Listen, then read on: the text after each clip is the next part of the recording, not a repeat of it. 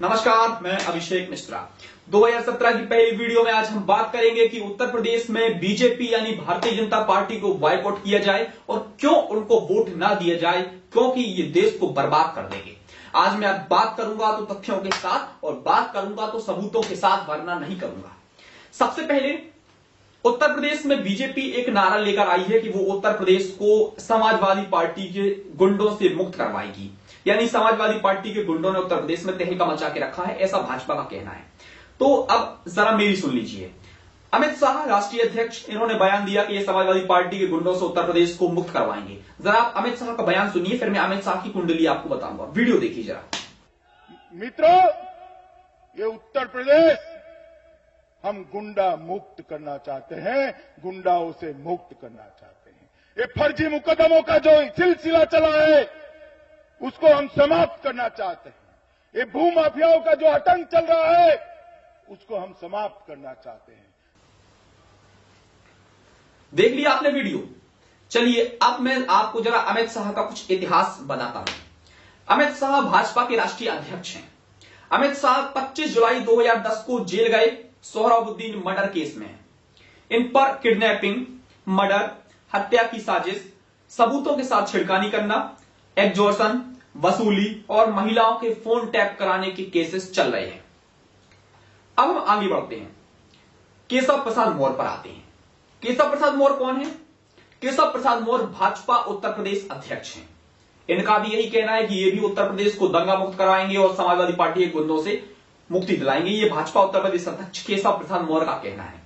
तो मैंने केशव प्रसाद मौर्य की थोड़ी कुंडली निकाली और इलेक्शन कमीशन से डिटेल्स निकाली। तो केशव प्रसाद मौर्य पर क्या क्या निकला आप जरा सुनिए। केशव प्रसाद मौर्य पर 11 केस रजिस्टर्ड है, क्रिमिनल केस। सुनिए जरा कौन कौन से हैं। 2 धर्मों को लड़वाना, मर्डर की धमकी देना, हत्या की साजिश, मर्डर करना, पब्लिक सर्वेंट के साथ मारपीट करना, धर्मों का मजाक उड़ाना, धोखाधड़ी, फ्रॉजरी ऑफ डॉक्यूमेंट्स यानी डॉक्यूमेंट्स के साथ छिड़खानी करना, फर्जी डॉक्यूमेंट्स बनाना, चोरी, डकैती और दंगे करवाना। और ये हैं उत्तर प्रदेश के भाजपा अध्यक्ष जो उत्तर प्रदेश को आगे बढ़ाने की बात करते हैं और मोदी जी के खास हैं। ये भी कहते हैं कि हम देश को आगे बढ़ाएंगे और उत्तर प्रदेश से दंगे खत्म करवाएंगे। वाह क्या बात है। जिन पर दंगे की केस लगे हुए हैं वो कहते हैं कि हम उत्तर प्रदेश को दंगा मुक्त करवाएंगे। वाह क्या बात है, मजा आ गया।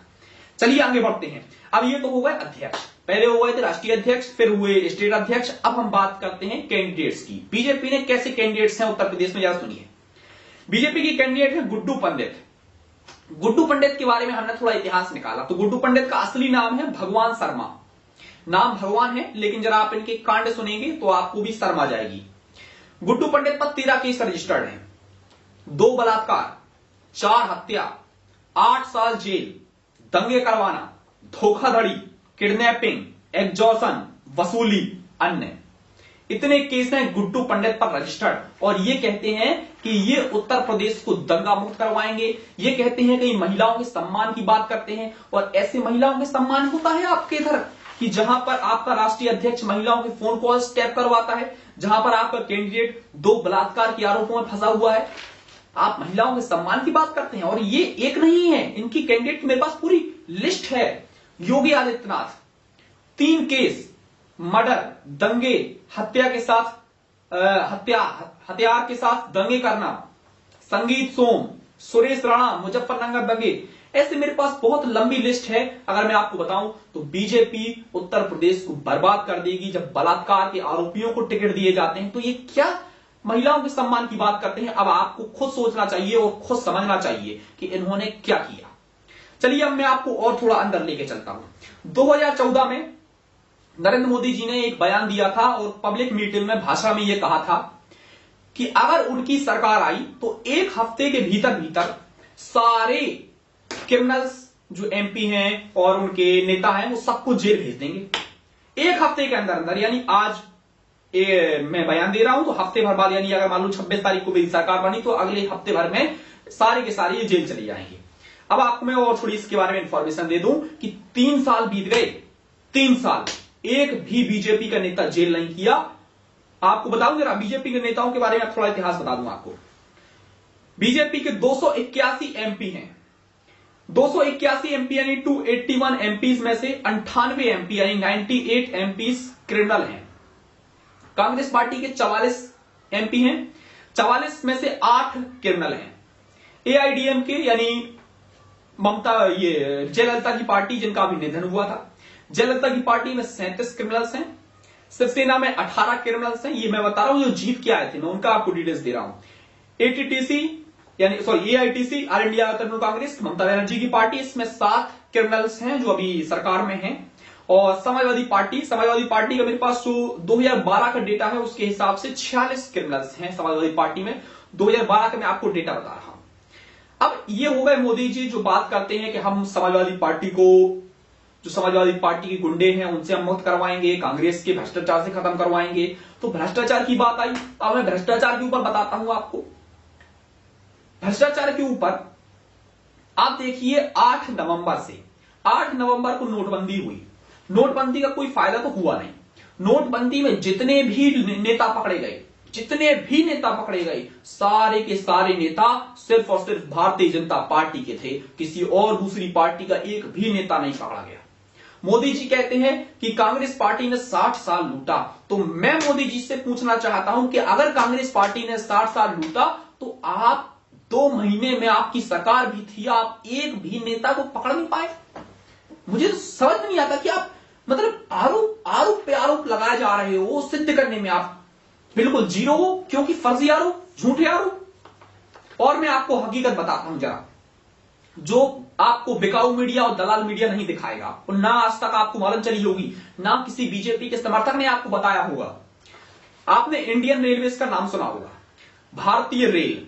इंडियन रेलवेज में पहले जो डीजल डला करता था वो इंडियन ऑयल कॉर्पोरेशन यानी आईओसी डाला करती थी। मोदी ने उस आईओसी से प्रोजेक्ट छीन के वो project private company Reliance industries को दे दिया। सोचिए अब आप, यानी भारतीय रेल यानी इंडियन रेलवेज जो ट्रेन चलती है भारत में, जो ट्रेनों में डीजल डलता है, पहले भारत सरकार डालती थी, अब वो भारत सरकार नहीं डालती है। अब वो डीजल एक प्राइवेट कंपनी डाल रही है, और वो भी जायज दाम पर। सोचिए अब आप, क्यों डाल रही है भाई? भारत सरकार का प्रोजेक्ट आप प्राइवेट कंपनी को दे रहे हो, क्यों दे रहे हो? क्योंकि इन्होंने 2014 में अंबानी अडानी के प्लेनों में उड़े थे, 1-1 लाख करोड़ रुपए उड़ाए थे। अब वो पैसा अगर किसी से लिया था तो आपको चुकाना भी था, कैसे ना कैसे तो आपको चुकाना ही था। भाई मैं आपसे 1 लाख रुपए लूं तो मुझे आपको 1 लाख रुपए चुकाने भी पड़ेंगे। वही हो रहा है। इन्होंने पब्लिसिटी में इतना पैसा बर्बाद किया, काम जीरो, सिर्फ पब्लिसिटी, टैक्स पे टैक्स लगा दिए, लेकिन जीरो आज काम। इसलिए आज आप देखिए कि भारतीय रेल भी इतनी बुरी कगार पर आ चुकी है कि आज प्राइवेट कंपनी डीजल डाल रही है उसमें। भारतीय रेल के बारे में और थोड़ा सुनिए। 4 ट्रेनें उतर चुकी हैं पिछले महीने में, 4 ट्रेनें डीएल हुई हैं, उसमें 500 से ज्यादा लोगों की हत्या हुई। लेकिन इनके रेल मंत्री सुरेश प्रभु ने एक शब्द नहीं बोला, कोई माफी नहीं मांगी, और सिर्फ टैक्स बढ़ाने में लगी हुए हैं। सर्विस टैक्स पहले 12%, अब 15%। आप स्वच्छ भारत अभियान का पैसा दे रहे हो, आप रोड टैक्स दे रहे हो, आप नेट पर चार्ज जोड़ दिया इन्होंने एक्स्ट्रा, हर चीज में टैक्स। नोटबंदी से पूरा पैसा वापस आ गया, 98% पैसा वापस आ गया, 2% बचाए हुए एनआरआईज का है वो भी वापस आ जाएगा। यानी कोई भी फायदा नहीं हुआ नोटबंदी का। सिर्फ और सिर्फ वो इसलिए किया गया था क्योंकि इनके पास पैसा बचा नहीं था, सरकार डूबने की कगार पर थी, इसलिए वो करना पड़ा। और सुनिए, बीएसएनएल का नाम सुना होगा आपने, एमटीएनएल का नाम सुना होगा। बीएसएनएल और एमटीएनएल बिकने की कगार पर है। भारत सरकार यानी मोदी सरकार बीएसएनएल और एमटीएनएल को बेचने वाली है। जियो को क्यों लाया गया? मोदी ने जियो का प्रमोशन क्यों किया? इसलिए किया क्योंकि जब जियो को बढ़ाएंगे तो बीएसएनएल गिरेगी और गिरेगी, रद्दी हो जाएगी, टूट जाएगी, तो बिकने की कगार पर आ जाएगी। इसलिए लाया गया जियो को। मोदी सरकारी प्रजातंत्र को खत्म कर देगा, पूरी तरीके से नष्ट कर देगा। मेरा शरीर है तो ये शरीर हड्डियों पर टिका हुआ है। अगर ये हड्डियां ही पूरी टूट जाएंगी तो मैं ढह जाऊंगा। ऐसा ही भारत सरकार के साथ होने वाला है। पूरा भारत जो सरकारी तंत्र है, पूरा सरकारी तंत्र टूट जाएगा। बीएसएनएल बिक गई, कल के दिन ट्रेन पूरी बिक जाएगी, ट्रेन का डीजल प्राइवेट कंपनी डाल रही है, सब कुछ प्राइवेटीकरण हो जाएगा। और मैं आपको बता दूं दोस्तों, आज भी आपके पास मौका है, जाग जाइए, वरना कल के दिन पता चला आप भी किसी प्राइवेट में ही निपट जाओगे। चलो आगे बढ़ते हैं। टैक्स का तो हो ही गया। अब मैं आपको और बताता हूं, भाजपा गौ माता के ऊपर बड़ा वोट मांगती है, आरएसएस गौ माता के नाम पर चंदा इकट्ठा करती है, राम मंदिर के नाम पर चंदा इकट्ठा करती है, लेकिन आज तक पता नहीं चला कि वो राम मंदिर के नाम पर जो चंदा इकट्ठा किया गया वो कहां गया चंदा, आज तक पता नहीं चला। और सुनिए आप, भाजपा के आने के बाद, मोदी सरकार आने के बाद भारत विश्व का सबसे बड़ा मांस निर्माता बन गया, सबसे बड़ा मांस निर्माता विश्व का मोदी सरकार आने के बाद हुआ है ये। और बीजेपी को सबसे ज्यादा डोनेशंस मिले तो इन्हीं कंपनियों से, बीफ कंपनियों से पैसा मिला है। बीजेपी बीफ कंपनियों से पैसा खा रही है। उत्तर प्रदेश में बुंदेलखंड का क्या क्या विकास हुआ? कोई विकास नहीं हुआ। उत्तर प्रदेश से उमा भारती सांसद हैं, ये बुंदेलखंड से उमा भारती सांसद, इनकी केंद्रीय मंत्री केंद्र में बैठी हुई उमा भारती, 3 सालों में उमा भारती ने क्या उखाड़ दिया? मैं भी आज पूछना चाहता हूं, तो मोदी जी पूछते हैं अपनी भाषणों में कि मैं पूछना चाहता हूं कांग्रेस पार्टी से, तो मैं भी पूछना चाहता हूं मोदी जी आपसे, बुरा मत मानिएगा कि आप ये बलात्कार के आरोपियों को टिकट देकर, हत्या के आरोपियों को, मर्डर कराने वाले आरोपियों को टिकट देकर क्या साबित करना चाहते हैं कि आप देश बदल रहे हैं, आप ऐसे ही देश बदलोगे और ये ऐसे महिलाओं का सम्मान होगा, ऐसी महिलाएं आगे बढ़ेंगी।